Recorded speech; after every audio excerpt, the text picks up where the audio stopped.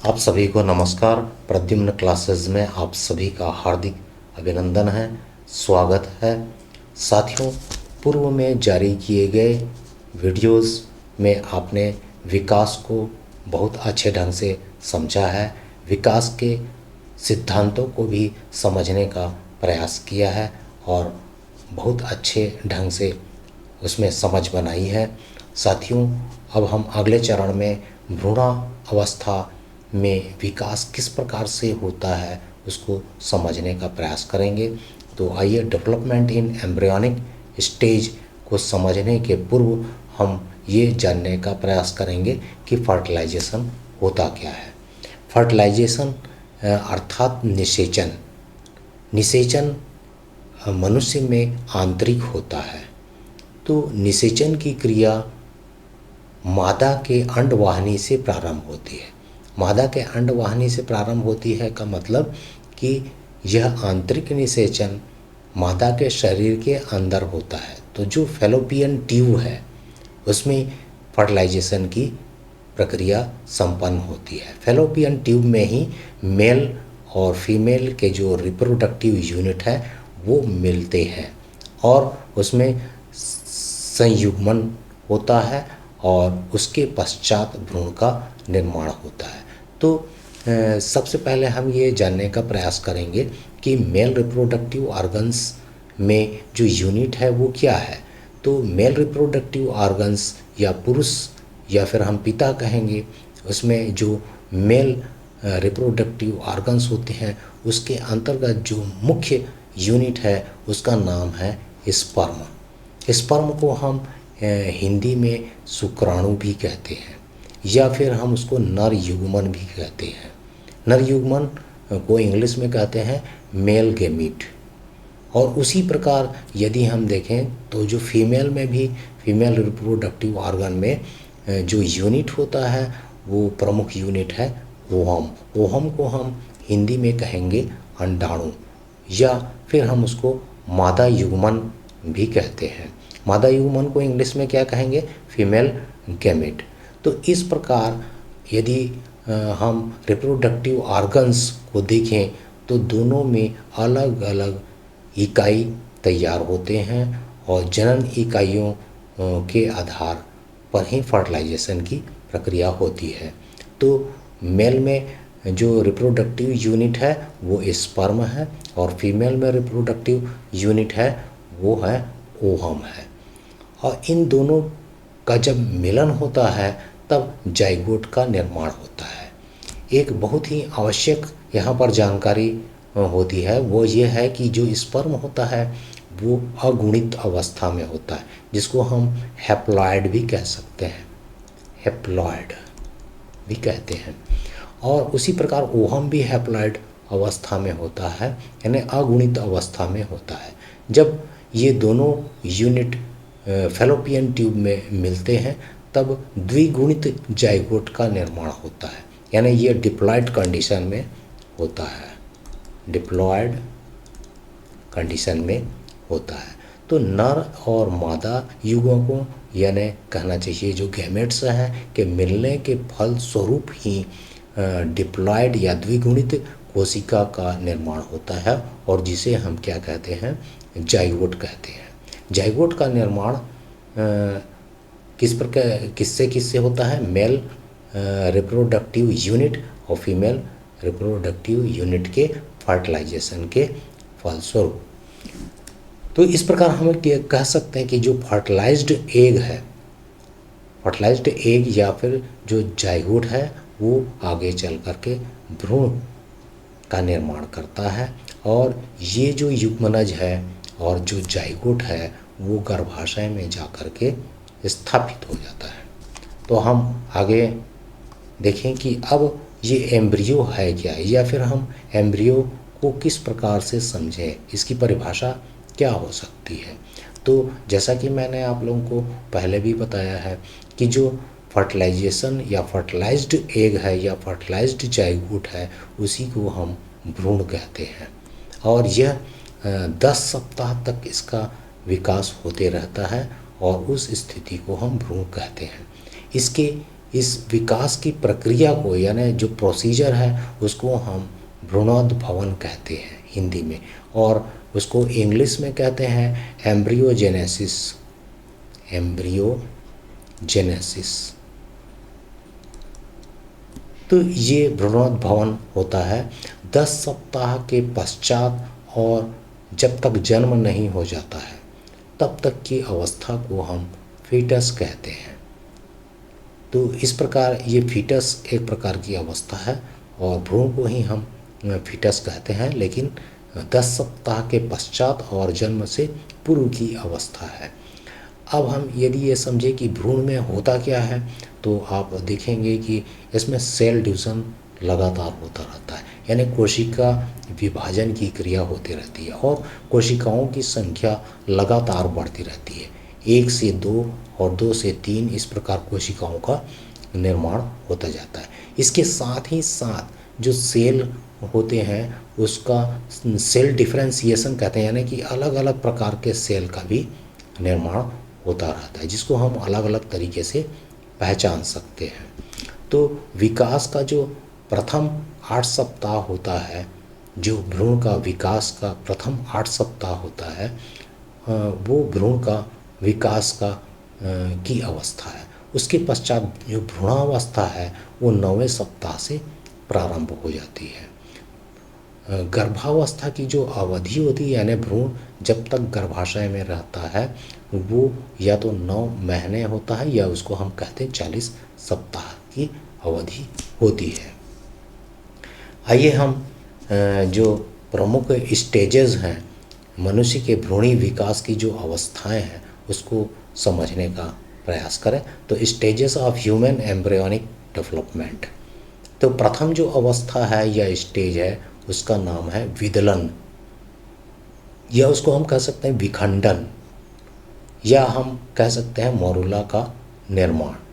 तो क्लीवेज और सेगमेंटेशन और फॉर्मेशन ऑफ मारूला, ये प्रथम स्तर होता है। इसमें जो सेल होते हैं वो उसमें सेगमेंट के रूप में वो बदलता रहता है, यानी वो अलग अलग हो जाता है, उसको क्लीवेज स्टेज कहेंगे, और सेल अलग अलग डिफरेंशिएट होता है, और बहुत सारे जो सेल होते हैं वो इसमें बनते जाते हैं।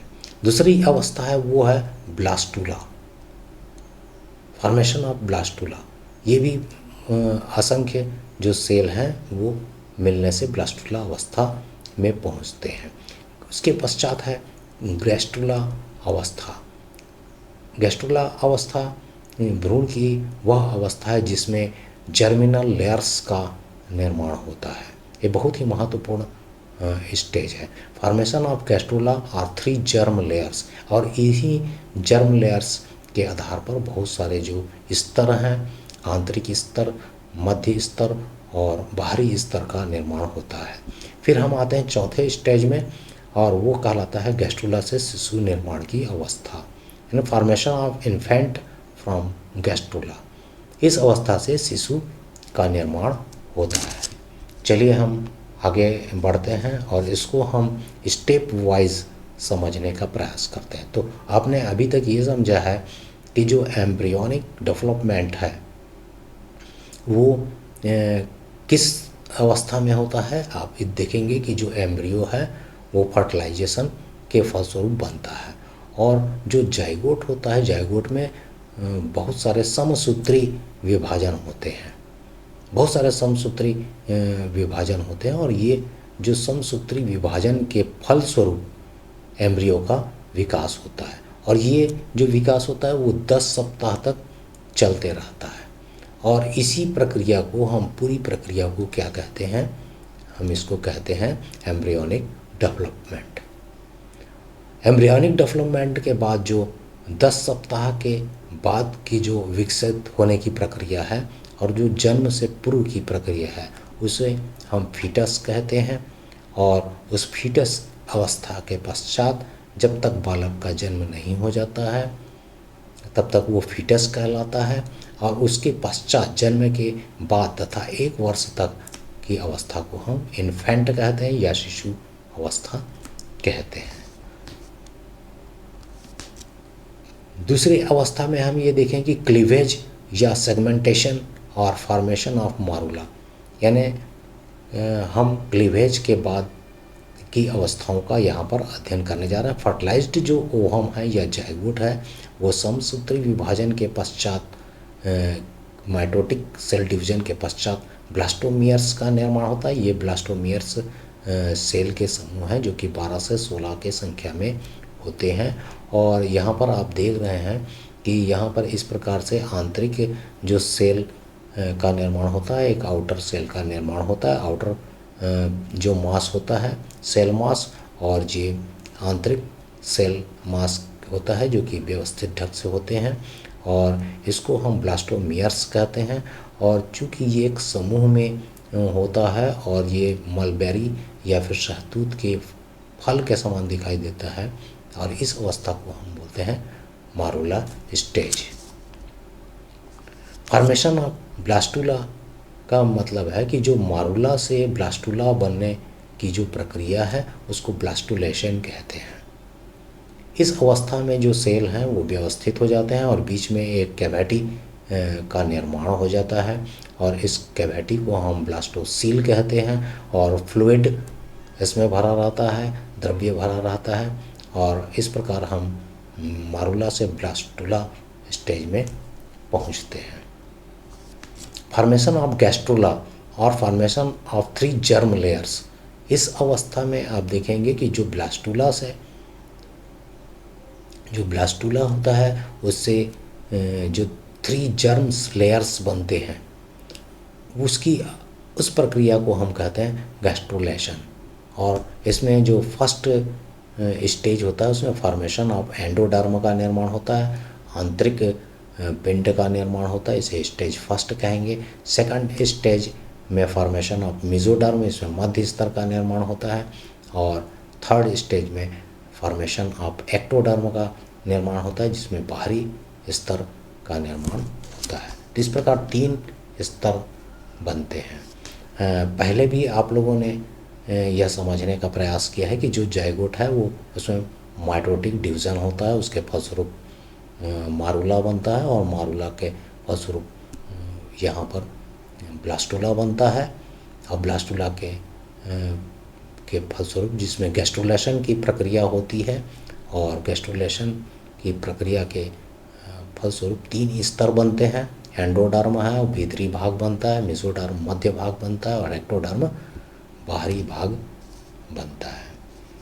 अब हम ये देखें कि जो एक्टोडर्म से बनने वाले कौन कौन से अंग हैं। जो एक्टोडर्म होता है उससे कौन कौन से अंग बनते हैं। तो अधिचर्म या एपिडर्मिस बनता है, बाह्यत्वचीय ग्रंथियाँ, बहुत सारे ग्लैंड्स बनते हैं, हेयर्स बनते हैं, पिगमेंट सेल्स बनते हैं, वर्णक कोशिकाएँ, और आँख की कॉर्निया एवं लेंस का निर्माण होता है। नाक, मुख और मल द्वार का निर्माण होता है। सेंट्रल नर्वस सिस्टम इसमें बनता है, और अंतःकर्ण, आंतरिक कर्ण का निर्माण होता है। न्यूरॉन्स, रेटिना का निर्माण होता है। जबड़ा, जॉज का निर्माण होता है। त्वचा, स्किन का निर्माण होता है। मस्तिष्क, मेरुरज्जु और नर्वस सिस्टम का भी निर्माण इसमें होता है। तो एक्टोडर्म से इतने प्रकार के जो ऑर्गन हैं वो निर्मित होते हैं। उसी प्रकार हम देखें कि जो मेसोडर्म से बनने वाले अंग कौन कौन से हैं। तो डर्मिस, त्वचा संबंधी जो लेयर है वो बनता है। वर्टिब्रल कॉलम बनते हैं। रेखित और अरेखित हृदय प्रेसियाँ का निर्माण होता है। वृक्क का निर्माण होता है। किडनी, उपांगीय कॉर्टिलेज का निर्माण होता है। यूरिनोजेनिटल सिस्टम्स का निर्माण होता है। हृदय का निर्माण होता है। रक्त परिसंचरण तंत्र या ब्लड सर्कुलेटरी सिस्टम का निर्माण होता है। लसिका तंत्र, लिम्फेटिक सिस्टम का निर्माण होता है। प्लीहा का निर्माण होता है। सिलोमिक एपिथेलियम का निर्माण होता है, और एक्सक्रेटरी सिस्टम का निर्माण होता है, और दांतों के डेंटाइन का निर्माण होता है। तो मेसोडर्म से इतने सारे ऑर्गन्स का निर्माण होता है। फिर एंडोडर्म से हम देखें तो आहार नलिका बनती है, या एलिमेंट्री कैनाल का निर्माण होता है। स्टमक का निर्माण होता है, और इंटेस्टाइन का निर्माण होता है। फेफड़ों का निर्माण होता है, लंग्स का, ये लीवर का निर्माण होता है, और पैनक्रियाज, थायराइड ग्लैंड्स और अन्य ग्रंथियों का निर्माण एंडोडर्म के द्वारा होता है। फिर हम इस पूरी प्रक्रिया को समझने का प्रयास करेंगे, वो है formation of infant from gastrula. अब जो गैस्ट्रोला अवस्था है उससे शिशु किस प्रकार से निर्मित होता है। तो जैसा कि आप पहले भी समझ चुके हैं कि जो एम्ब्रियो होता है वो 5 सप्ताह के पश्चात फॉर्मेशन ऑफ 3 जर्म लेयर्स यानी 3 जर्मिनल लेयर्स का प्रोडक्शन होता है, यहाँ पे प्रोड्यूस होता है। उसके 6वें सप्ताह में सभी अंगों के लिए उभार या कलिकाएं या बड्स का निर्माण हो जाता है और सर्कुलेटरी सिस्टम का भी निर्माण हो जाता है 6वें सप्ताह में। 7वें में एवं 9वें सप्ताह में हाथ और पैर का निर्माण प्रारंभ हो जाता है। Digestive system, respiratory system, nervous system का निर्माण होने लगता है। तीसरे माह में हम देखें तो स्केलेटन सिस्टम, कंकाल का निर्माण प्रारंभ हो जाता है, और चौथे माह में सिर और रोएं उत्पन्न हो जाते हैं, सिर का निर्माण हो जाता है, रोएं उत्पन्न हो जाते हैं। 5वें माह में आहार नलिका बनना प्रारंभ हो जाती है और ब्लड बन जाता है और बोन मेरो बन जाता है, अस्थि मज्जा इसमें निर्मित होता है। 6वें माह में मानव का छोटा सा स्वरूप अब दिखलाई देने लगता है और 7वें माह में गर्भाशय से बाहर आने के वो योग्य हो जाता है।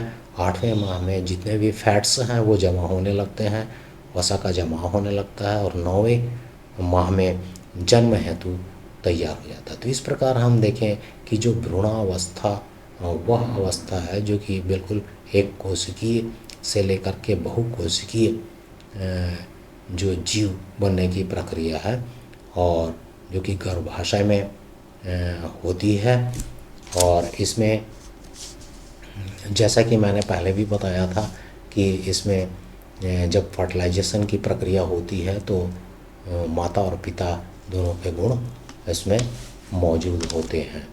तो साथियों, यह वीडियो आपको कैसा लगा, आप इस संबंध में ज़रूर इस वीडियो को लाइक कीजिए, सब्सक्राइब कीजिए और शेयर कीजिए। और तब तक के लिए आप सभी को बहुत बहुत धन्यवाद।